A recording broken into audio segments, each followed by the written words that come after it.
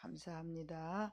하나님의 말씀을 보도록 하겠습니다. 출애굽기 1장 11절에서 22절에 있는 말씀을 다 함께 한 절씩 교독하도록 하겠습니다.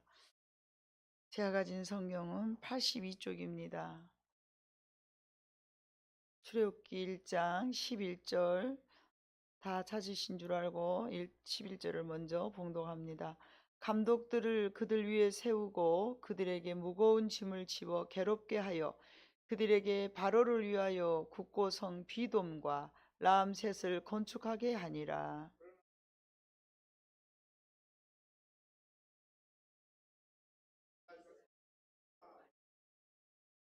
이스라엘 자손에게 이를 엄하게 시켜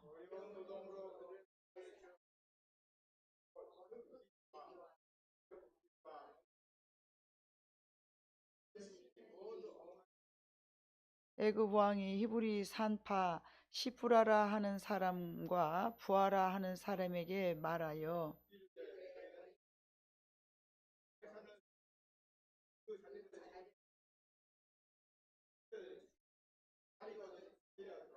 그러나 산파들이 하나님을 두려워하여 애굽 왕의 명령을 어기고 남자 아기들을 살린지라.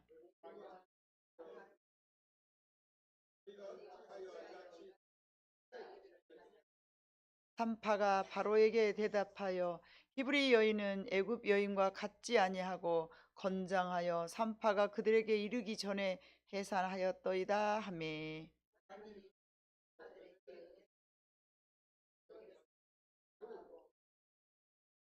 그 산파들은 하나님을 경외하였으므로 하나님이 그들의 집안을 흥왕하게 하신지라.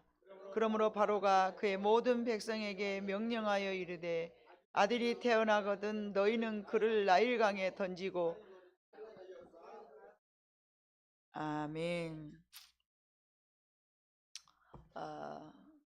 성은 잘 모르지만 찬양 사역자로서 열심히 사역을 한 지선이라는 이름을 가진 분이 있었어요. 근데 그 사람은 15세 때에 가정폭력으로 어머니가 가출해버리고 또 자기 2살 터울된 그 남동생과 함께 아버지하고도 떠나서 큰 댁에 가서 이제 얹혀 살게 되었대요.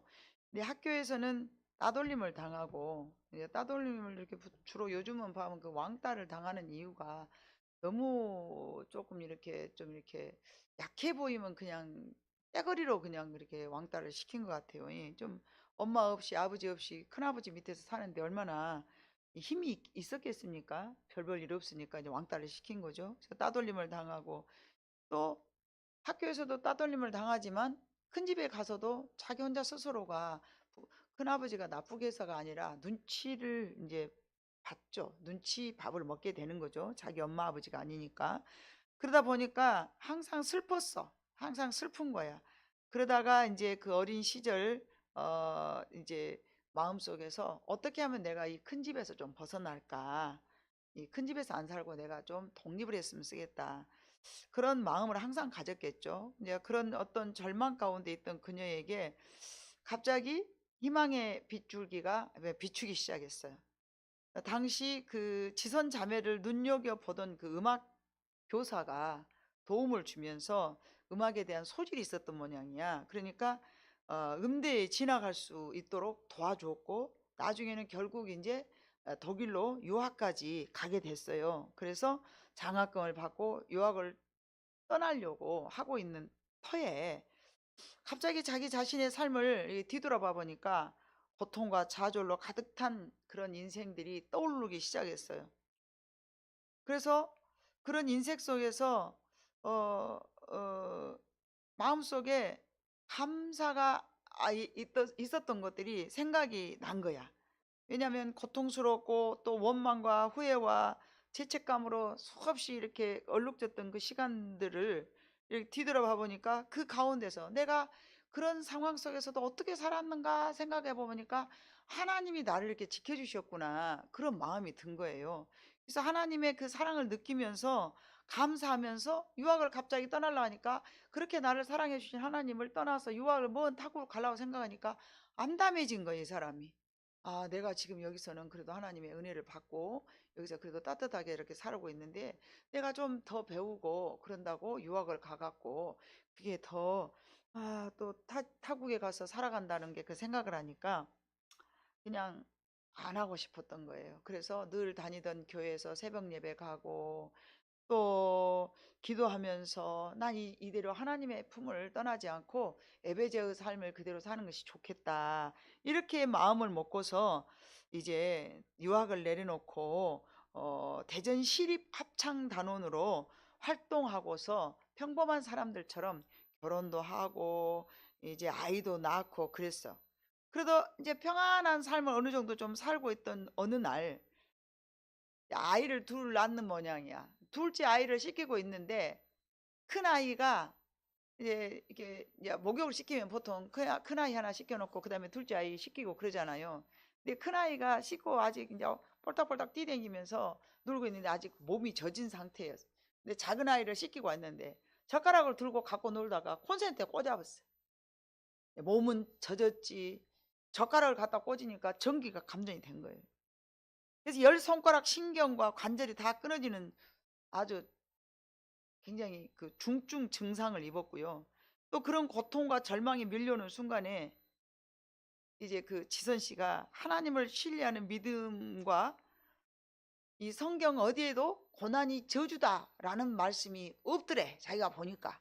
그래서 그냥 나는 내 마음속에서 좌절이 오지만 그래도 하나님의 말씀을 붙잡고 잘 이겨내야 되겠다, 그러면서 고난 가운데서 그 축복을 써가는 노래 가사를 쓰면서 또 노래를 불렀고 이제 찬양 사역자의 길을 걸어갔다고 합니다. 그러면서 이렇게 말을 했대요. 나는 과거에도 찬양을 하였고 지금 현재도 찬양을 하고 앞으로도 나는 찬양을 할 것이다. 이 찬양이라는 건 여러분 뭐예요? 하나님 앞에 불평과 불만이 많은 사람이 찬양 사역자가 될 수 있을까요? 그럴 수는 없어요. 어떤 삶이든지 자기 인생이 괴로웠든지 자기 인생이 지금 현재 쓰라린 아픔을 통하든지 어찌됐든 하나님을 바라보는 마음 속에서 어찌됐든 내 삶 속에서 감사한 내용들을 노래하는 것이 찬양이라고 저는 생각합니다. 이제 여러분은 지금 자신의 삶을 만약에 표현한다면 어떤 노래를 할 것 같아요? 여러분이 만약에 어떤 찬양의 사역자다. 그래서 노랫말을 쓴다고 생각해 봐봐요. 여러분 어떤 노랫말로 어떤 리듬으로 어떤 곡을 하나 이제 내가 한번 써봐야 되겠다. 뭐 재주는 없지만 상상을 해봐요. 나는 내 인생에서 어떤 노래를 지금 쓸 것 같은가. 그뿐만이 아니라 1970년도에서 80년도에 유명한 가수가 있었어요. 장욱조 씨라고, 여러분들도 알 거예요. 지금은 이제 장욱조 목사지만 그때는 가수였어요. 그 사람이 제일 처음에는 고목나무라는 노래를 불러가지고 한국에서 최고의 인기를 누렸어요. 그런데 그 일이 잘 풀리지 않아 가지고 음반 제작에 실패를 하고 또 이제 제작을 해서 뭐가 잘 장사가 안 되다 보니까 빚이 막 눈덩이처럼 쌓였었나 봐. 그래서 삶의 위기를 이렇게 이제 막 느끼면서 이렇게 막막해 갖고 그냥 좌절되고 있는 상황에 부인이 교회를 가자, 우리가 교회를 좀 나가보면 좋지 않겠냐 하고 권유를 하게 되니까 못 이기고 이제 교회를 나가기 시작했어요. 그리고는 이제 하나님의 자녀가 되었죠, 나가기 시작하다 보니까. 근데 그의 마음속에 이제 하나님을 모시고 살다 보니까 이제 갑자기 감사한 마음이 생겼어. 과거에 자기가 누구였어요? 가수였어. 고목나무라는 노래를 만들고 이제 작사 작곡을 하고 그랬기 때문에 이제 하나님을 알게 되면서 무슨 또 찬양을 또 부르기 시작이냐면 생명나무라는 찬양을 부른 거야. 생명나무 찬양을 만들어서 불렀어. 그리고는 이렇게 말을 했어요. 내가 대중가요를 부를 때는 내 인생이 고목나무였습니다. 근데 이제 하나님을 만나고서 새 인생을 살다 보니 내가 생명나무의 삶을 삽니다. 이렇게 말을 했다고요.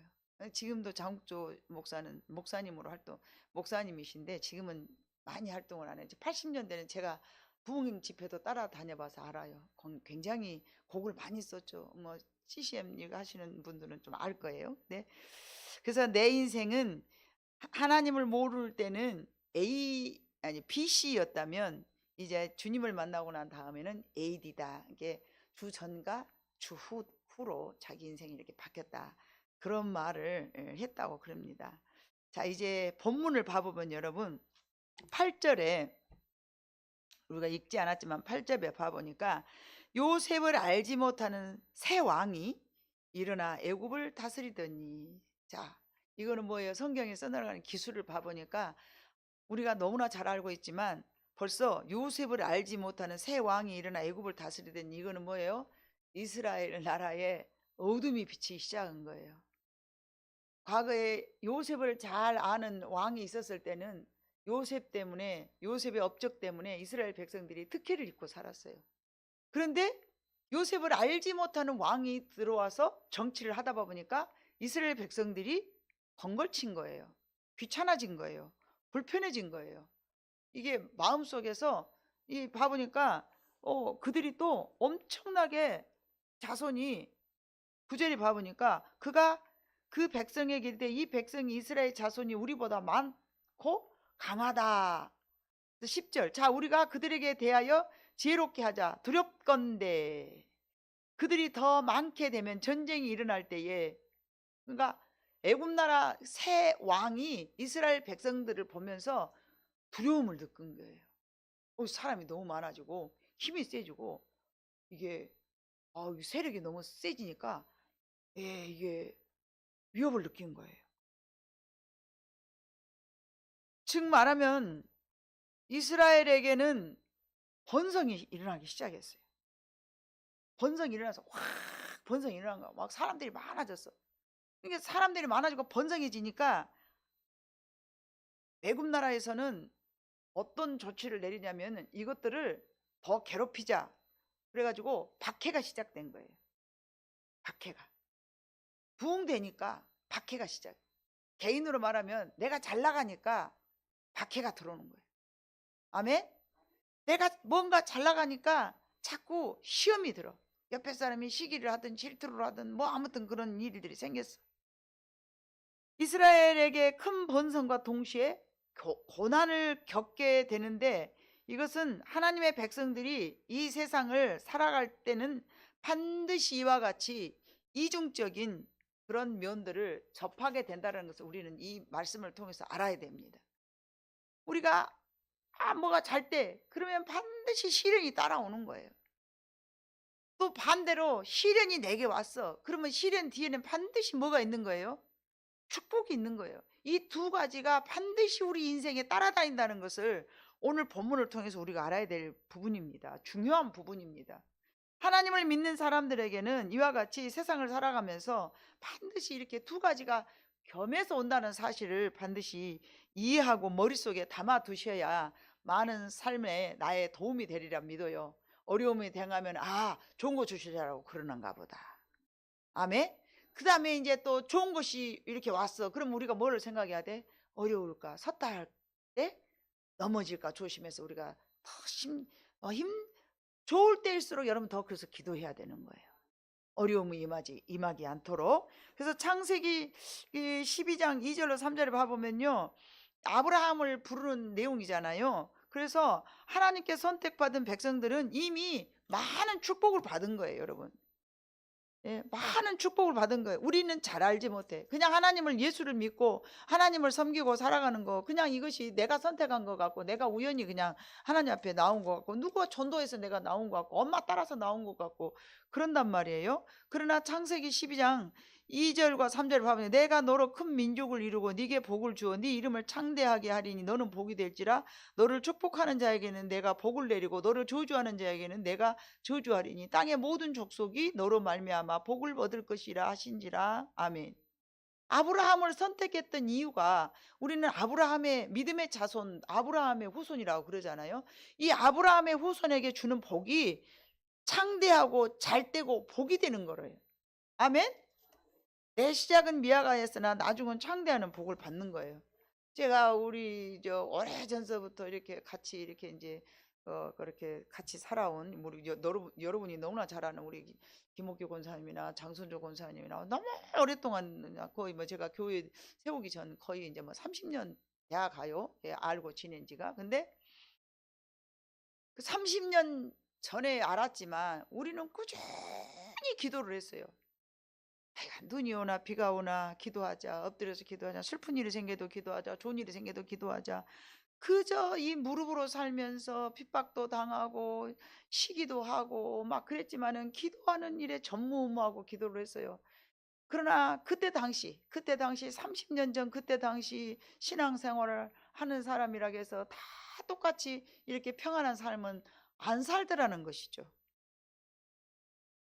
신앙생활을 한다 하더라도 다 우여곡절이 있어서 정말 그 나이가 많아지니까 점점점 잘 살아지고 이것이 아니더라는 것이죠. 아, 세월이 지나가니까 예수 믿는 사람들은 무조건 다 그냥 시간이 가서 30년 40년 되면 우리가 다 잘 되는구나. 그것이 아니더라는 것이죠. 어찌됐든 하나님 안에서 말씀을 붙잡고 말씀에 순종하면서 자기 자신을 치고 회개하면서 어떻게 하면 하나님 앞에 더 열심히 더 하나님 앞에 기쁨이 되어 볼까, 어떻게 하면 하나님 앞에 내가 더 죄인인가 찾아보면서 힘쓰고 있었더니 더 평안한 삶으로 우리가 이렇게 복을 받은 줄로 믿습니다. 그래서 하나님의 백성들은 하나님의 축복이 끊임없는 기쁨을 계속 누리면 얼마나 좋겠어요, 우리 생각에. 그러나 그러지 않는다는 거죠. 동시에 또한 나를 고난 속에서 이렇게 있으면서, 여러분 항상 하나님 때문에 날마다 기쁨은 우리가 좋아 좋아 좋아 좋아 그러면서 할렐루야 할 것 같잖아요. 그런데 그렇게 기쁘다가도 고난이 딱 있더라는 것이죠. 왜 하나님께서는 우리에게 그 고난을 주시는가? 항상 하나님을 의지하고 살아가도록 하려고. 왜 안 그러면 고난이 없잖아요. 그러면 하나님을 우리가 의지를 안 해요.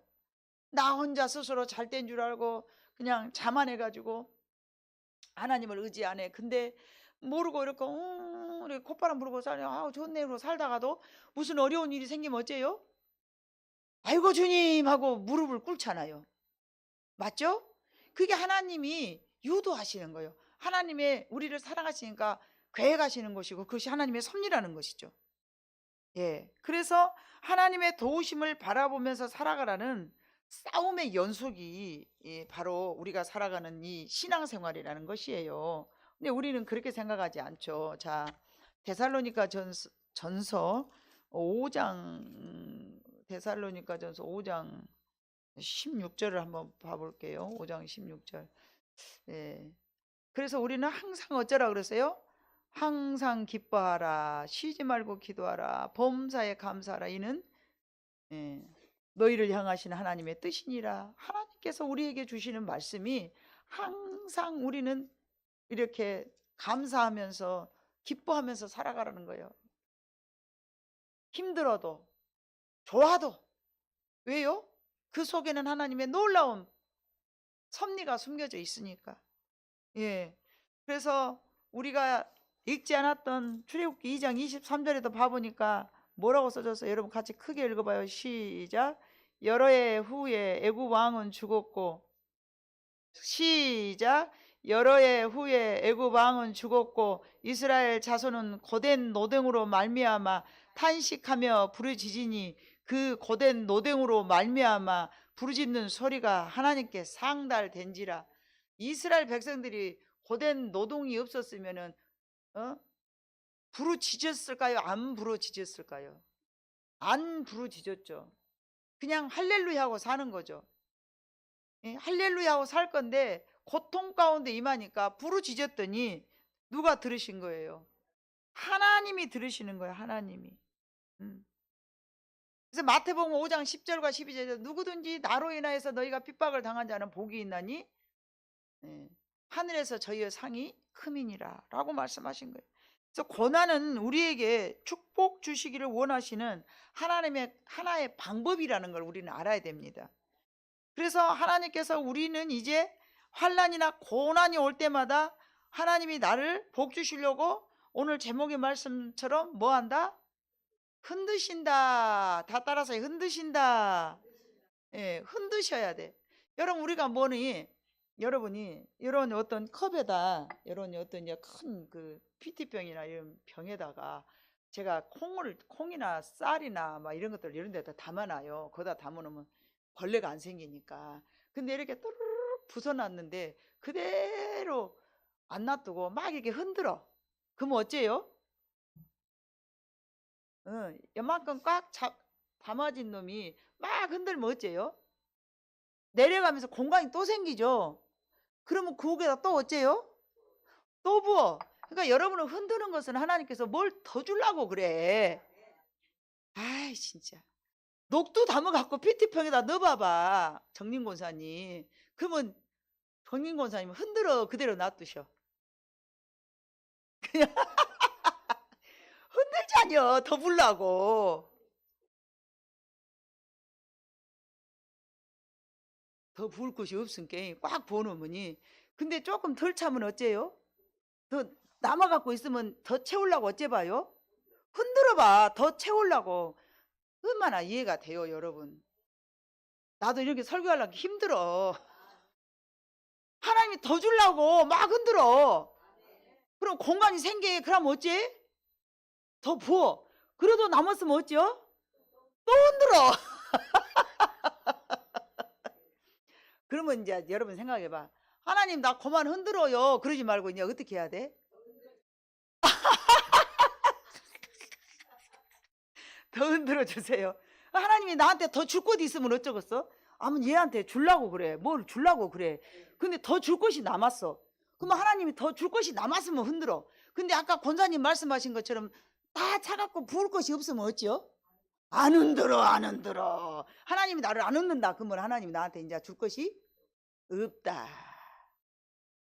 에이, 슬프죠? 그러니까 앞으로 더 하나님이 흔들면 나는 어떻게 생각해야 돼? 줄 것이 많구나. 옆에 봐. 줄 것 더 받을 것 있는가 다들. 뭐 죽었는가 봐. 뒤돌아보면서. 조 권사님, 저기 최문자 권사님 뭐 더 죽었어? 흔들었어? 안 흔들었어? 흔들었어. 아이고. 하나님이 우리에게 뭔가 더 주시려면 그 공간 더 채워주시려고 하나님이 준비한 그릇이 있어. 하나님이 준비한 데 여러 것이 있어. 근데 막 우리 그릇에다가 채워주려니까 아이 더 주고 싶은데 이것이 꽉 찼네. 그럼 막 흔드는 거예요. 거기다 더 부어주려고. 겁나게 이해가 되죠. 오늘 PT병에 담아갖고 왔으면 더 이해가 될 것인데. 그래서 우리에게 복 주시기를 원하시는 하나님의 수단이다. 이제 우리는 그래서 환난이나 고통이 올 때마다 그 흔드심을 기억을 해야 돼. 이? 녹두를 탁 담아가지고 하나님 녹두 더 남았어. 그럼 더 줄라는데 이 병이 꽉 찼네. 막 흔드는 거야 하나님께서. 그래서 그때마다 하나님의 도우심을 우리는 바라는 믿음으로 살면서 우리가 복된 삶을 살기 위한 그 고난의 삶이 오지만은 바로 그 뒤에 오는 그런 축복을 생각하면서 고난을 우리는 불평으로 생각하지 말고 고난을 어떻게 해야 돼요? 받아들여 버려. 그랬고 데살로니가서 5절 16절처럼 기뻐하셔야 돼. 감사하셔야 돼. 근데 여러분 초신앙 때는 그게 안 됐는데 신앙이 좀 깊어 가니까 여러분 좀 되는 것 같지 않아요? 맞아요. 맞아요. 젊었을 때는 막 파락파락 해갖고 막 하면서 코 씩씩 부렸는데 이제 나이가 먹어가니까 이 또한 지나가면 좋은 걸 거야. 지금은 이해가 안 되지만 분명히 또 뭔가 있을 것 같아. 그러면서 하나님을 그 바라보는 그 믿음의 마음이 있기 때문에 뭔 환난이 와도 지금은 좀 어쩝니까? 뭐 맷집이 강해졌다라기보다도 하나님을 믿는 마음 때문에 조금은 그 뭐 기대도 되죠. 뭐 기대를 좀 해볼까? 기대도 되지만은 그닥 막 탄식이 나오거나 막 어메어메 뭐들어 날라났어 막 이런 소리는 안 나오더라고요. 맞죠? 예. 그래서 그때그때마다 하나님의 도우심을 바라보면서 그 고난이 왔을 때 우리가 좀 품어버릴 수 있는 그런 지혜로운 여러분이 되시기를 바랍니다.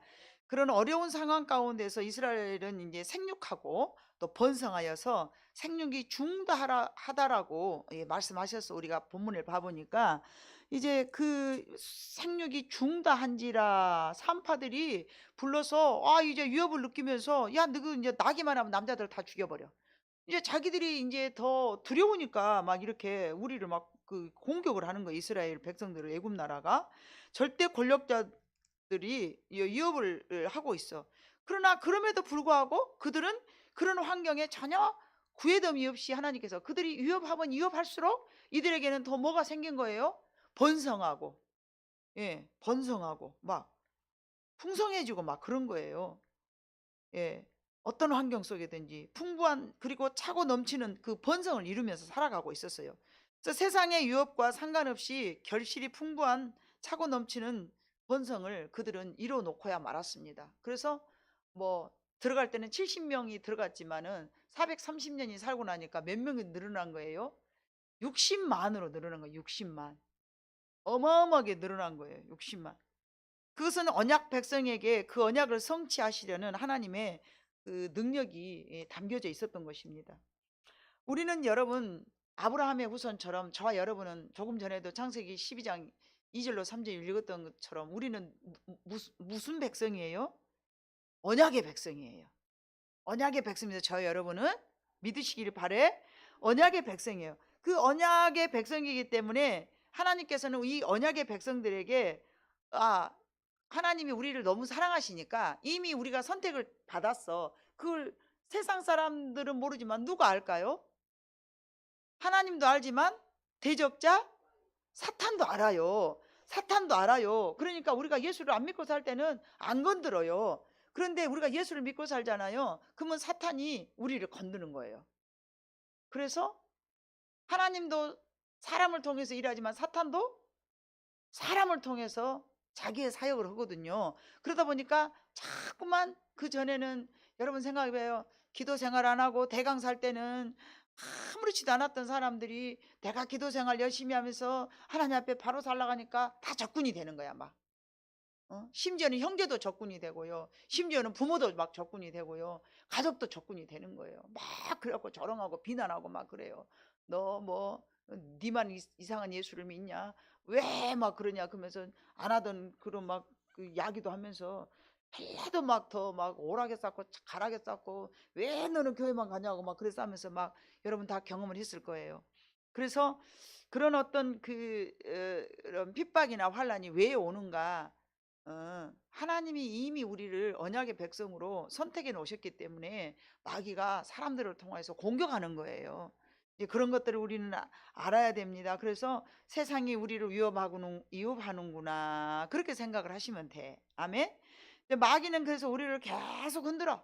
너 잘 산가 보자. 네가 이래도 가만히 있는가 보자. 그러고 막 계속 막 마귀가 막 흔들어. 근데 하나님은 그거를 차단을 안 하고 내버려 두셔. 건들지 마라. 욥처럼. 생명은 건들지 마.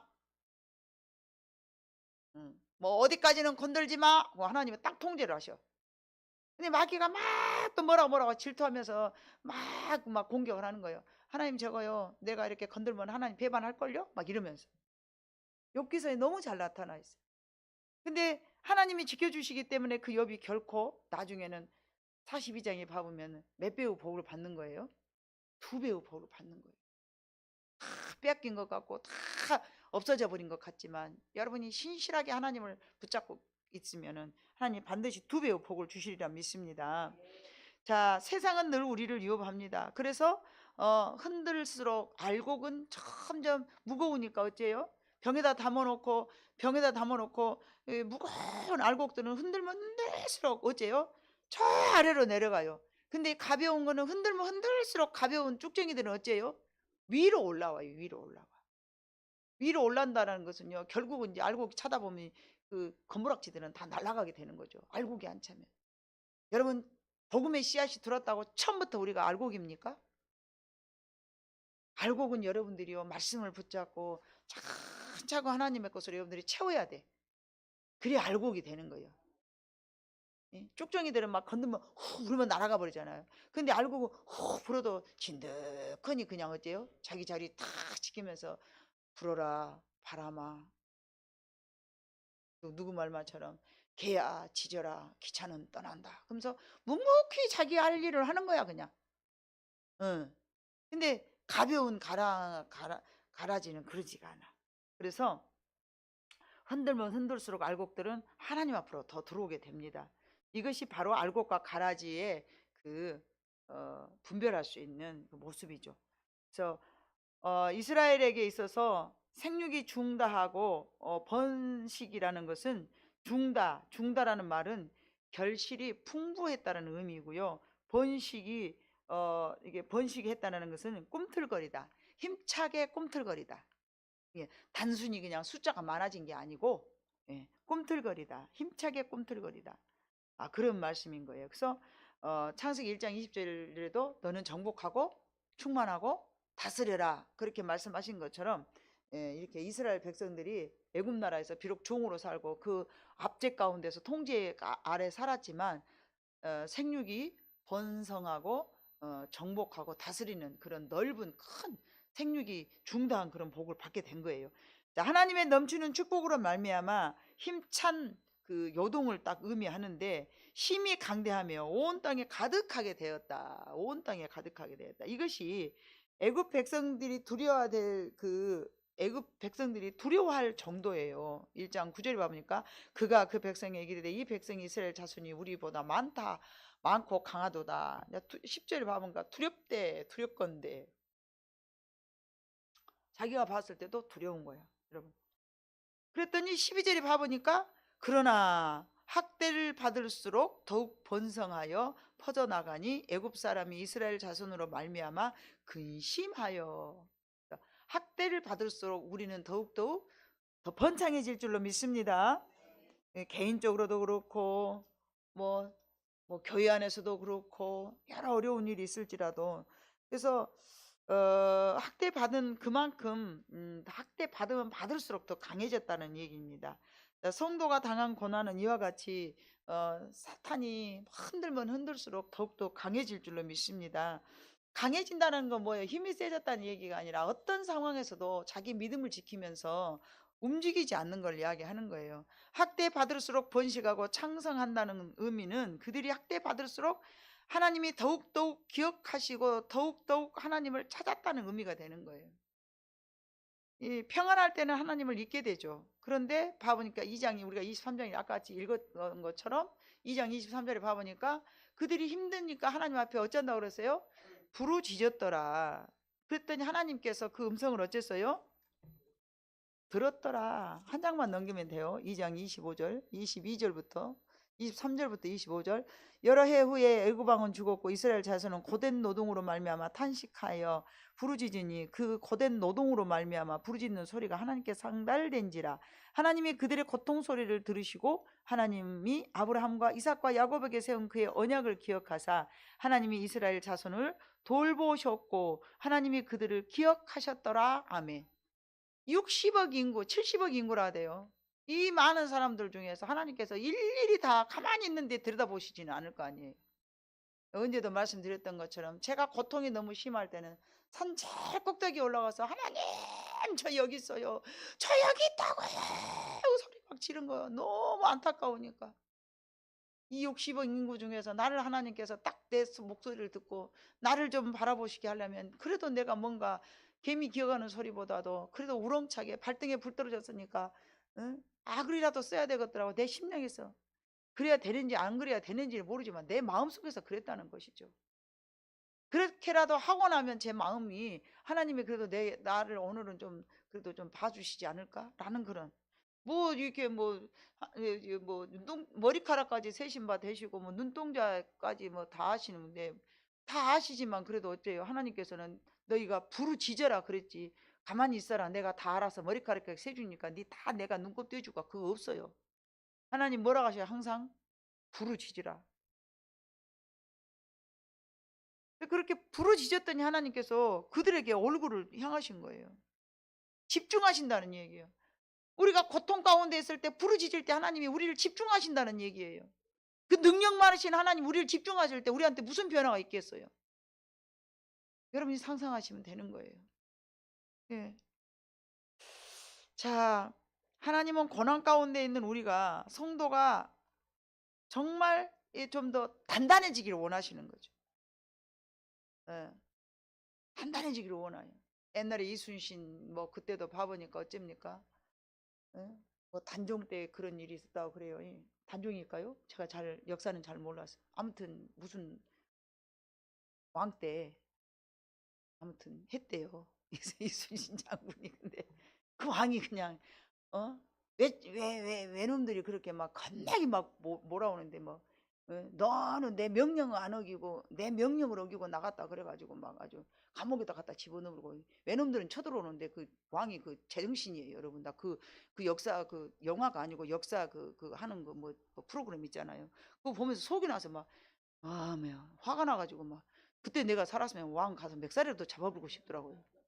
아니 외국인이 그렇게 쳐들어왔는데 너는 내 명령을 어기고 뭐 어쩌고 그랬다고 자기 권위만 그렇게 내세우고 갖다 이순신을 갖다 감옥에 가다 버려 썩었어요. 뭔 왕이 그런데요? 여러분 같으면 가만히 있겠어요? 아이고 참. 그래도 다시 또 이제 또 일본 놈이 쳐들어오니까 다 쳐들어오니까 또 왕이 야 니 그러면 가거라 뭐 그랬다디 어쨌다디 뭐 아무튼 그러면서 그 유명한 말을 또 한마디 했다고. 네가 못 싸울 것 같으니까 뭐 어쩌저쩌 하니까 신에게는 아직 12척의 배가 남았습니다. 그 유명한 말을 했다고 막 그래서 하면서 그러더라고요. 참 그런 어려운 상황 속에서도 나중에는 12척밖에 없는데 막 싸우고 앉았는데 막 저 뒤에가 막 100여 척의 막 배가 있는 거야. 아니 우리는 12척밖에 없는데 저 배가 어디서 나왔느냐. 어부들이 응원 아니라고요. 어부들이 그 돛담배 가갖고 뭔 전쟁을 하겠습니까? 근데 막 싹 뭉쳐갖고 막 나오는 거예요. 근데 그 사람들만 있는 게 아니야. 앞치마에다가 막 돌 들고 오는 행주 뭐 예? 행주 그걸 막 다 나왔더래. 또 동네에 전부 나와가지고 힘들고 어려워지면 우리가 다 단합을 하자는 이 말이에요. 그것처럼 우리가 힘들고 어려워지면 어째요? 강해진다는 얘기죠. 그 히브리 3파 말 들어봐봐요. 막 어떻게 하나님께서 그 사람들 둘이를 택하셔가지고 어떻게 그냥 얘기를 하면 다 죽이라 하는데 몰살시키라 하는데 하나님을 두려워하는 마음으로 이 3파들이 하나님 왕의 명령을 거역하는 거예요. 이거는 목숨 내 걸고 하는 거예요. 강해진 거예요. 강해진 거예요. 세상은 우리를 미워하면서요. 세상은 우리를 막 괴롭히지만요. 우리 개인 한 사람 한 사람, 성도 한 사람 한 사람은 더 강해질 줄로 믿습니다. 흔들어질수록 흔들수록 강해진 거예요. 여러분. 자, 에베소 4장 2절 22절 봐볼까요? 에베소 4장 22절 제가 읽을까요? 너희는 유혹의 욕심을 따라 썩어져 가는 구습을 따르는 옛사람을 벗어버리고 아멘. 우리 옛사람은 굉장히 약해. 뭔 위험이 생기면은 막 그냥 무너질 것 같고 걱정이 되면서 우리가 막 어떻게 난리가 날 것 같아.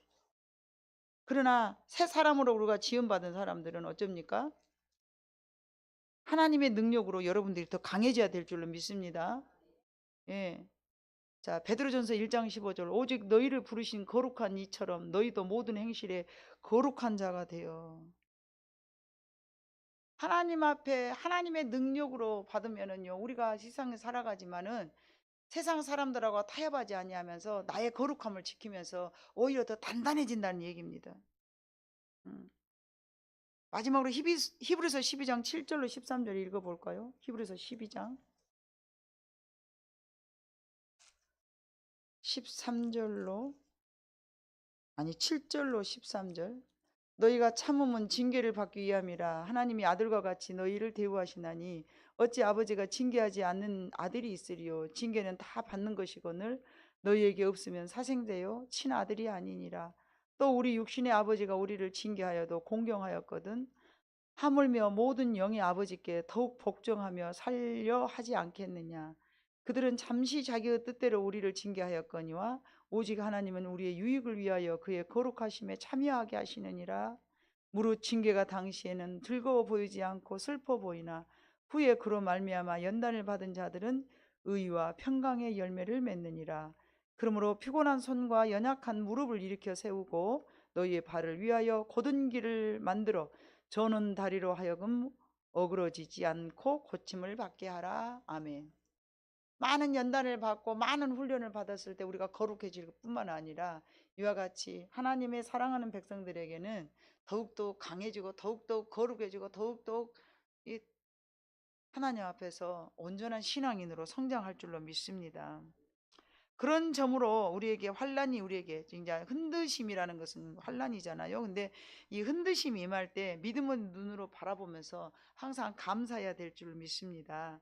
그 팻 노드버그라는 여인이 있었어요. 근데 그녀는 그 교회 그 요양소에서 우울한 나날들을 이제 보내고 살았다게. 왜냐하면은 뇌 수술을 받다가 잘못해가지고 정신 장애자가 되고 말았어요. 멀쩡하게 살다가 뇌 수술을 받았는데 수술을 잘못해가지고 정신 장애자가 됐어요. 얼마나 속상하겠어요. 그래서 할마다 하고 이제 하는 일들이 요양소 벤치에 앉아서 왜 하나님은 내게 이렇게 고난을 주시는 걸까 하고 하나님을 원망하고 있었어. 이제는 아무것도 할 수 없어. 아무것도 할 수 없어. 그래서 이제 그런 마음 때문에 좌절되고 있는데 그날도 어느 날 이렇게 벤치에 앉아서 또 우두커니 탄식하고 이러고 앉았는데요. 한 어린 아이를 딱 보고서는 왠지 그 아이를 보니까 자기 같은 느낌이 들더래요. 자기 같이. 그래서 그 아이를 보는 순간 말할 수 없는 어떤 따뜻한 애정, 그 애틋한 그냥 좀 안대에 있는 그런 마음. 꼭 자기를 본 듯하니 저 아이도 뭔가 좀 잘못됐는데 하면서 자기도 모르게 그냥 그 아이를 그냥 머리를 이렇게 한번 쓰다듬어 줬대. 뭐 아무것도 말도 한마디도 안 하고 머리를 이렇게 쓰다듬어서. 그랬더니 그 아이가 막 울더래요. 왜 울었는가? 왜 울었는가 봐봤더니 자기는 그처럼 따뜻한 사랑을 받지 못했대, 그 아이가. 그러니까 너무 자기하고 공감을 해주면서 손만 이렇게 했지만은 그의 마음은 말은 안 했지만 그 마음이 그 아이에게 다 전달이 된 거예요. 그래서 그 친절한 손길에 눈물겹도록 고맙게 느껴져 가지고 그냥 울고 이렇게 이제 헤어졌나 봐요. 근데 그날 이후로 가만히 생각을 해보니까 단순히 나는 한번 이렇게 쓰다듬만 줬는데 이 마음에, 이 애기 마음에 그렇게 기쁨을 줬다고? 그래? 그러면 내가 아동 심리학 공부를 하여서 더 많은 아이들의 상처를 치료해 줄 수 있지 않을까? 이런 생각을 하면서 이 펫이 하나님 앞에 생각을 해본 거야. 아, 하나님이 그러면 혹시 나를 이렇게 뇌 수술이 잘못돼가지고 정신 이상으로 이렇게 살아가게 했던 이유가 혹여 저런 사람들을 내가 도와줄 수 있는 그런 사람으로 살아가게 하신 건 아닐까? 그렇게 하나님 입장에서 한번 생각을 해봤어요. 그리고는 아무래도 이게 내가 좌절하고 절망하고 있을 것이 아니라 내가 뭔가를 해야 되겠다 하고서는 용기를 내가지고 대학을 다니기 시작을 했대요. 근데 얼마나 공부를 심하게 열심히 했는가. 하루에 3시간밖에 자지를 못했대. 그렇게 열심히 공부를 해서 열심히 했지만 뇌가 상처를 받았기 때문에 좋은 성적을 얻을 수가 없어. 다른 사람은 2시간만 해도 되는데 이 사람은 6시간을 해도 잘 안 되는 거야. 그래도 굴하지 아니하고 포기하지 아니하고 모든 악조건을 다 견뎌내면서 이제 반드시 자기의 그 목적하는 것을 달성을 하게 된 거예요. 그랬더니 그 펫이라는 여인이 완전히 더 크게 성장이 된 거예요. 뇌 수술 받은 지 14년이 지난 후 마침내 이 펫은 석사 학위를 수여받았고 또 고난을 이겨낸 그 눈물겨운 승리였다고 합니다. 현재도 그 펫 노드버그는 유능한 기독교 아동 심리학자 중 한 사람으로서 그 학계에서 굉장히 인정을 받고 있다고 합니다. 여러분, 이처럼 하나님께서는 자기 백성들에게 어떤 때 없이 이유 없이 그런 고난을 주신 게 아니라 어떤 허락하신 고난과 그 역경은 그들의 고난 당한 그 사람들이 더욱더욱 성장해 나아가고 오히려 그걸로 인하여서 그냥 자기의 어떤 달란트나 은사가 이렇게 파묻혀 버려야 될 그런 상황임에도 불구하고 오히려 그 고난을 통하여서 그들에게 훨씬 더 큰 사람으로 성숙시키는 그런 방편으로 사용되고 있다. 모두가 다 그러지는 않겠지만 하나님의 음성으로 듣고 그것을 하나님의 그 인도하심을 받은 사람에게는 그런 더 좋은 일이 생긴다고 합니다. 그래서 여러분 연단 흔드심이 단연 그냥 우리를 낙담하게 만들고 우리를 좌절하게 만들고 상황을 보면 그래 보입니다. 그러나 하나님을 붙잡고 의지하고 간다면은 서두에 말씀드린 것 같이 더 주시려고 우리에게 뭔가 하나님께서 준비되어 있는 그것들을 더 우리에게 주시고자 우리를 흔드신다는 사실을 기억하면서 우리가 흔들수록 더 강해진다는 이 말씀을 붙잡고 출애굽에 있는 그 1장에 있는 우리 본문 삼았던 내용처럼 이스라엘 백성들이 어떤 상황이든지 그가 좌절되지 않고 하나님의 도우심을 받으면서 더 번성하고 더 충만해졌던 것을 사실을 생각하면서 혹여 여러분들의 마음속에 뭔가 왜 하나님 나한테는 유독이 이럴 때가 좀 있잖아요.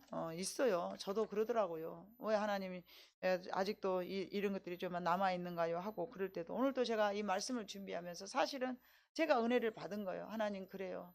왜 이런 시련이 자꾸 나한테 있을까요? 그런 마음을 가지면서도 이 말씀을 준비하면서 그래 다시 한번 내가 일어나 보자. 하나님 앞에 또 하나님의 어떤 계획이 있으실 줄 모르니까 우리는 더 견고해지고 더 성숙해지고 더 거룩해지고 더 온전해지고 그러한 어떤 계기로 삼아서 여러분들이 힘들고 어려워도 반드시 승리하시는 여러분 모두가 되시기를 주님 이름으로 축복합니다. 기도하겠습니다. 사랑 많으신